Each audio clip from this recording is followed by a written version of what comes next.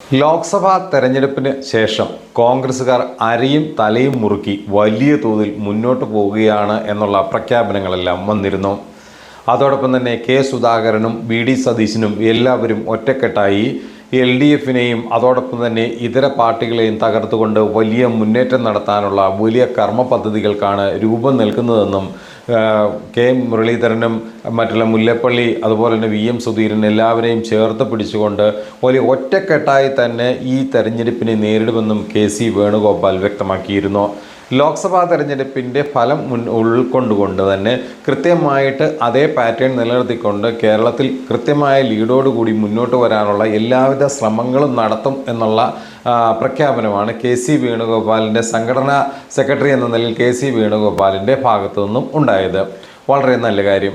ഇതെല്ലാം കണക്ക് കൂട്ടിക്കൊണ്ട് ആരംഭിച്ചതായിരുന്നു വയനാട്ടിൽ ഇന്ന് തുടങ്ങിയ നേതൃ ക്യാമ്പ്, അതായത് KPCCയുടെ നേതൃ ക്യാമ്പ്. എന്നാൽ ഈ നേതൃ ക്യാമ്പിലും ഇപ്പോൾ രാവിലെ തന്നെ കൈപ്പേറിയ രസങ്ങളാണ് ഇന്നിപ്പോൾ ഉണ്ടായിരിക്കുന്നത്. ഈ നേതൃ ക്യാമ്പിൽ നിന്ന് പ്രധാനപ്പെട്ട നേതാക്കളെല്ലാവരും വിട്ടുനിൽക്കുന്നു എന്നുള്ളതാണ് ഏറ്റവും വലിയ പ്രത്യേകത. അതായത് KPCCയുടെ ക്യാമ്പ് എക്സിക്യൂട്ടീവിൽ നിന്ന് വിട്ടുനിൽക്കുന്നത് K മുരളീധരൻ ക്യാമ്പ് ബഹിഷ്കരിക്കുകയാണ് ചെയ്തിട്ടുള്ളത്. അതുപോലെ തന്നെ മുരളീധരൻ്റെ ഒപ്പം തന്നെ മുല്ലപ്പള്ളി രാമചന്ദ്രൻ, VM സുധീരൻ ഇങ്ങനെയുള്ളവരാരും ക്യാമ്പിലേക്ക് എത്തിയിട്ടില്ല. ഇത് വലിയ തോതിലുള്ള ക്യാമ്പിൻ്റെ ശോഭ കെടുത്തിയെന്ന് മാത്രമല്ല, പുറത്തേക്ക് വലിയ തോതിലുള്ള ചർച്ചകളും വിഷയങ്ങളിലേക്കും കാര്യങ്ങൾ കടന്നിരിക്കുകയാണ്. വരാനിരിക്കുന്ന ഉപതെരഞ്ഞെടുപ്പുകളുടെയും തദ്ദേശ തെരഞ്ഞെടുപ്പിൻ്റെയും മുന്നൊരുക്ക ഭാഗമായാണ് ക്യാമ്പെന്നാണ് നേതൃത്വത്തിൻ്റെ വിശദീകരണമെങ്കിലും ആദ്യ ദിന കാര്യമായ ഒരു ചർച്ചയും ഉണ്ടായിട്ടില്ല. ഇവിടെ തുടങ്ങിയതിന് ശേഷം വലിയ തോതിലുള്ള വലിയ തോതിലുള്ള അസ്വസ്ഥതകളാണ് ഇവിടെയെല്ലാം പ്രകടമായത് എന്നുള്ളതാണ് ഏറ്റവും വലിയ പ്രത്യേകത. തൃശ്ശൂരിലെ തോൽവിക്ക് ശേഷം നേതൃത്വവുമായി അകന്നു നിൽക്കുന്ന മുരളീധരൻ സ്വന്തം നിലയിൽ മുന്നോട്ട് പോയിക്കൊണ്ടിരിക്കുകയാണ്. കാരണം പുള്ളി ഇപ്പോൾ ഒരു ഒറ്റയാൾ പട്ടാളത്തെ പോലെ മുന്നോട്ട് പോകുന്ന കാഴ്ചയാണ് നമ്മൾ കണ്ടുവരുന്നത്. കോൺഗ്രസിൻ്റെ നേതൃത്വത്തിന് ഇതിനകത്ത് തനിക്കൊന്നും ചെയ്തു തരാൻ അവരുടെ കയ്യിലില്ല. തോൽപ്പിക്കാൻ മാത്രമേ അവരെ കൊണ്ട് കഴിയുള്ളൂ. അല്ലെങ്കിൽ ഗ്രൂപ്പിൻ്റെ അടിസ്ഥാനത്തിൽ മറ്റു കാര്യങ്ങളുടെ അടിസ്ഥാനത്തിൽ തനിക്കിട്ട് നല്ല പണിയാണ് തന്നുകൊണ്ടിരിക്കുന്നത് എന്നുള്ള നിലപാടാണ് മുരളീധരനെ അനുകൂലിക്കുന്നവർക്കുമുള്ളത്. ഏതായാലും ഇത്തരത്തിലുള്ള വലിയ തോതിലുള്ള സമീപനവും ഇത്തരമുള്ള ഇടപെടലുകളും KPCCയുടെ ഇത്തരത്തെ ഇടപെടലുകളെ മുരളീധരൻ കൃത്യമായി അംഗീകരിക്കുന്നില്ല എന്ന് തന്നെയാണ് ഇതുകൊണ്ട് വ്യക്തമാകുന്നത്. അതുപോലെ തന്നെ തിരുവനന്തപുരത്ത് വീണ്ടും ഓഫീസ് സജ്ജമാക്കി അവിടെ തന്നെ പ്രവർത്തനം തുടങ്ങിയ മുരളിയെ അനുനയിപ്പിക്കാൻ രമേശ് ചെന്നിത്തല ഉൾപ്പെടെയുള്ളവർ ശ്രമിച്ചെങ്കിലും പുള്ളി ഇതുവരെ വഴങ്ങിയിട്ടില്ല. പുള്ളി പിടിച്ച കൊമ്പുമായി തന്നെ മുന്നോട്ട് പോകുന്ന കാഴ്ചയാണ് കാണുന്നത്. ഇത് കോൺഗ്രസ് എന്ന് പറയുന്നതിനെ ഒരു കെട്ടുറപ്പാക്കി നിർത്തുമെന്ന് പൊതുജനങ്ങളുടെ മുമ്പിലെങ്കിലും തോന്നിപ്പിക്കാൻ നടത്തിയ ശ്രമങ്ങളായിരുന്നു. പക്ഷേ ഇവിടെയെല്ലാം കല്ലുകടിയാണ് ഇപ്പോൾ ഉണ്ടായിരിക്കുന്നത്.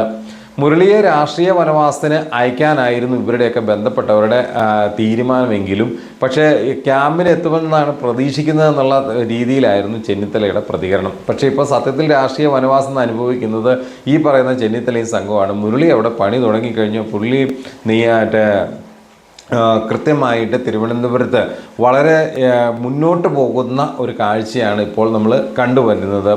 എന്നാൽ മുരളിയെ അവഗണിക്കുന്ന വിധമായിരുന്നു പ്രതിപക്ഷ നേതാവ് VD സതീശൻ്റെ ഇടപെടൽ. അതാണ് പ്രത്യേകം ശ്രദ്ധിക്കേണ്ട ഒരു കാരണം.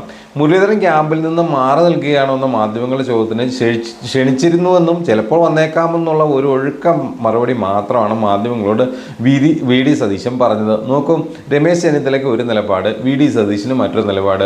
പിന്നെ എങ്ങനെയാ മോനെ മുരളി ഇങ്ങോട്ടേക്ക് വരിക? മുരളിക്ക് അങ്ങനെ വരാൻ സാധിക്കുമോ?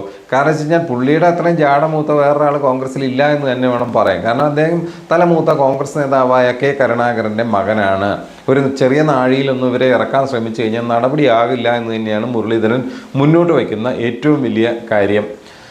അതുപോലെ തന്നെ നേതൃത്വത്തോട് വിയോജിപ്പുള്ളവർ മുരളിയുടെ നേതൃത്വത്തിൽ സംഘടിക്കുന്നത് ഭയത്തോടെയാണ് സത്യത്തിൽ ഇവർ കണ്ടുകൊണ്ടിരിക്കുന്നത്. കാരണം വെച്ചാൽ VD സതീശനും രമേശ് ചെന്നിത്തലയ്ക്കും വലിയ പേടിയുണ്ട്. കാരണം വെച്ച് കഴിഞ്ഞാൽ ഇവർ നേതൃത്വത്തോട് എതിർക്കുന്ന വിമതന്മാരെല്ലാവരും മുരളിക്കൊപ്പം ചേരുന്ന ഒരു കാഴ്ചയാണ് ഇപ്പോൾ നമ്മൾ കണ്ടുവരുന്നത്. ഇതാണ് ഇവർ മെയിനായിട്ട് ഭയപ്പെടാനായിട്ടുള്ള കാരണം. തലസ്ഥാനത്ത് മുരളീധരൻ സജീവമാകുന്നതിന് VD സതീശൻ ശരിക്കും ഭയക്കുകയാണെന്നാണ് മുരളീധര പക്ഷത്തിൻ്റെ പ്രധാനപ്പെട്ട ആരോപണം. കാരണം VD സതീശനെ ശരിക്കും ഇത് ബാധിക്കും. അടുത്ത നിയമസഭയിൽ അടക്കം മുരളീധരൻ പ്രതിപക്ഷ സ്ഥാനത്തോ വിജയിച്ചു കഴിഞ്ഞാൽ മുഖ്യമന്ത്രി സ്ഥാനത്തേക്ക് വരെ എത്തുമെന്നൊക്കെയാണ് അവിടെയുള്ളവർ കാര്യങ്ങൾ പ്രകടിപ്പിച്ചുകൊണ്ടിരിക്കുന്നത്. പക്ഷേ മുരളിയെ വളർത്താൻ ഇവർ സമ്മതിക്കില്ല, അത് വേറെ കാര്യം.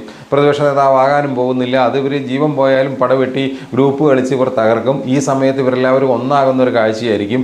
ചെന്നിത്തലയും സതീശനും അസനും മുരളി എന്താണ് പറയുക, VD സതീശനും അതോടൊപ്പം തന്നെ കൃത്യമായിട്ട് മുല്ലപ്പള്ളി ഇവരെല്ലാം ഒന്നിക്കും, VS സതീശനൊക്കെ ഒന്നിച്ചുകൊണ്ട് മുരളിക്കെതിരെ പണിയാൻ കിട്ടുന്ന അവസരം ഒരു നെല്ലും കളയാതെ അവരുപയോഗിക്കും. അതുപോലെ തന്നെ KM സുധാകരനാണെങ്കിലും ഈ ഇത്തരം ഒരു ഘട്ടം വന്നു കഴിഞ്ഞാൽ വലിയ തോതിലുള്ള പ്രശ്നങ്ങൾ അവിടെ ഉണ്ടാക്കി തീർക്കുമെന്നുള്ള കാര്യത്തിലൊന്നും ആർക്കും തർക്കമില്ല. പുനഃസംഘടന ഉൾപ്പെടെയുള്ള ആവശ്യങ്ങൾ ഉന്നയിച്ച് മുരളി നേതൃത്വത്തിനെതിരെ തിരിയാൻ പ്രധാന കാരണം പുനഃസംഘടന വേണമെന്നുള്ള ഒരു ആവശ്യമായിരുന്നു മുരളീധരൻ്റെ ഭാഗത്തു നിന്നുണ്ടായത്. അതാണ് ഇപ്പോൾ വലിയ തോതിലുള്ള മുരളീധരന് അസംതൃപ്തിക്ക് കാരണമായിരിക്കുന്നത്. അതുപോലെ തന്നെ ഈ ആവശ്യങ്ങൾ ഉന്നയിച്ച് മുമ്പും അതുപോലെ തന്നെ വയനാട്ടിൽ ചേർന്ന KPCCയുടെ യോഗം മുല്ലപ്പള്ളി രാമചന്ദ്രൻ ബഹിഷ്കരിച്ചിരുന്നു. അത് ഇപ്പോഴും ബഹിഷ്കരിക്കുന്ന ഒരു കാഴ്ചയാണ് ഇപ്പോഴും നമ്മൾ കണ്ടുവരുന്നത്. VN സുധീരൻ പങ്കെടുക്കില്ല എന്ന് അറിയിച്ചു എന്നാണ് വിശദീകരണം. അതുപോലെ തന്നെ കോൺഗ്രസിൻ്റെ സംസ്ഥാനത്തെ മുതിർന്ന ഏറ്റവും പ്രധാനപ്പെട്ട നേതാക്കളായ 123 പേരാണ് ഈ പരിപാടിയിൽ പങ്കെടുക്കേണ്ടത്. അതിനകത്ത് ഇപ്പോൾ നിലവിൽ തന്നെ ഇതിൻ്റെ പ്രധാനപ്പെട്ട സിംഹഭാഗം എന്ന് പറയുന്ന ഗ്രൂപ്പിൻ്റെ പ്രധാനികളായവർ തന്നെ ഈ പരിപാടി ബഹിഷ്കരിച്ചതോടെ കൂടുതൽ ആശങ്കയും ആകുലതയുമാണ് ഇപ്പോൾ ഇവിടെ ഉണ്ടായിരിക്കുന്നത്. അതുപോലെ തന്നെ ആദ്യ അധികാരം പ്രത്യയശാസ്ത്രം പിന്നീട് VD സതീശൻ എന്നുള്ള നിലപാടൊക്കെ അതൊരു പ്രത്യേക സൈസ് അജണ്ടയാണ് കോൺഗ്രസിനെ ഇപ്പം മുന്നോട്ട് കൊണ്ടുപോയിക്കൊണ്ടിരിക്കുന്നത്.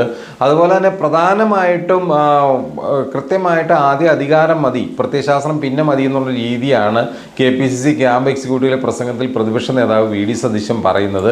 കാരണം കൂടുതലായ അംഗത്തിനൊന്നും നിൽക്കേണ്ടതില്ല, ഞങ്ങൾ വലിയ കാര്യത്തിലേക്കൊന്നും വരണില്ല, അതായത് ഞങ്ങൾ പറയുന്ന പോലെ കാര്യങ്ങളങ്ങ് നടക്കുകയുള്ളൂ എന്നുള്ളൊരു നിലപാടാണ് ഇപ്പോൾ ഉള്ളത്. അതുപോലെ തന്നെ തെരഞ്ഞെടുപ്പിൽ പരാജയപ്പെട്ടിട്ട് ഐഡിയോളജി പറഞ്ഞിട്ട് കാര്യമില്ല എന്നുള്ള നിലപാടൊക്കെയാണ് ഇപ്പോൾ മുരളീധരൻ മുന്നോട്ട് വയ്ക്കുന്ന പ്രധാന ആക്ഷേപങ്ങൾ.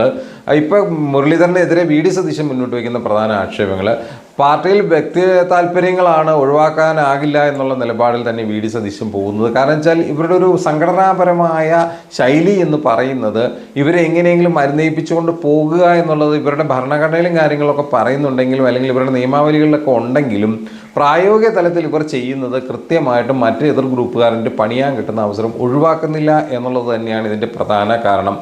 അതുപോലെ തന്നെ ലോക്സഭാ തിരഞ്ഞെടുപ്പിൽ അതായത് കൃത്യമായി പറഞ്ഞാൽ KC വേണുഗോപാലിൻ്റെ ഉദ്ഘാടന പ്രസംഗം നടത്തിയപ്പോഴെല്ലാം പറഞ്ഞിരുന്നു വലിയ തോതിലുള്ള ഒരു ചോർച്ച നമ്മുടെ പരമ്പരാഗത വോട്ടുകളിൽ ഉണ്ടായിട്ടുണ്ട് എന്ന് കൃത്യമായിട്ട് പറഞ്ഞിരുന്നു. അതുപോലെ തന്നെ K സുധാകരനും അദ്ദേഹത്തിൻ്റെ പ്രസംഗത്തിൽ ഈ കാര്യങ്ങൾ വ്യക്തമാക്കിയിരുന്നു. അപ്പോൾ ഈ ഘട്ടത്തിൽ എങ്ങനെയും അനുനയിപ്പിച്ചുകൊണ്ട് എങ്ങനെയും മുന്നോട്ട് പോകുക എന്നുള്ള ഒരു അവസ്ഥ സംജാതമായി വന്നുവെങ്കിലും ഇപ്പോൾ ഈ നേതാക്കന്മാരുടെ വിട്ടുനിൽക്കൽ വലിയ തോതിലുള്ള പ്രശ്നങ്ങൾ സൃഷ്ടിക്കുകയാണ്. വട്ടിയൂർക്കാവിൽ മുരളീധരൻ പിടിമുറുക്കി മുന്നോട്ട് പോകുമ്പോൾ ശരിക്കും ഇവിടെ ഒറ്റപ്പെടുന്നത് ചെന്നിത്തലയും VD സതീശനും അടക്കമുള്ള അല്ലെങ്കിൽ സുധാകരൻ അടക്കമുള്ള നേതാക്കളാണ് എന്നുള്ളതാണ് യഥാർത്ഥ എൻ്റെ വസ്തുത. ജനങ്ങൾ അവരുടെ പൾസറിഞ്ഞ് ഇടപെടും, പക്ഷേ ഇവിടെ നേതാക്കന്മാർ വലിയ തോതിൽ വെട്ടിലായിക്കൊണ്ടിരിക്കുകയാണ്.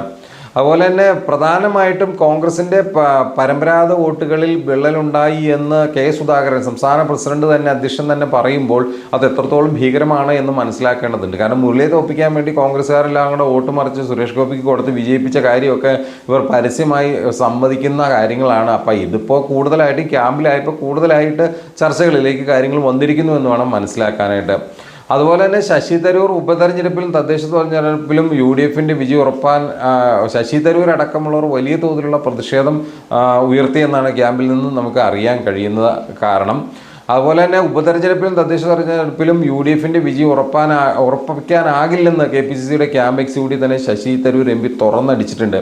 കാരണം ഈ ലോക്സഭാ തെരഞ്ഞെടുപ്പിൽ കണ്ട അതേ വിജയം ഉണ്ടാകണം എന്ന് നിർബന്ധമില്ല എന്നുള്ള നിലപാടൊക്കെയാണ് ഇപ്പോൾ ശശി തരൂർ മുന്നോട്ട് വച്ചിരിക്കുന്നത്. അതുപോലെ തന്നെ കഴിഞ്ഞ ലോക്സഭാ തെരഞ്ഞെടുപ്പിനെ അപേക്ഷിച്ച് 92 നിയമസഭാ മണ്ഡലങ്ങളിൽ UDFൻ്റെ വോട്ട് കുറഞ്ഞിട്ടുണ്ട്.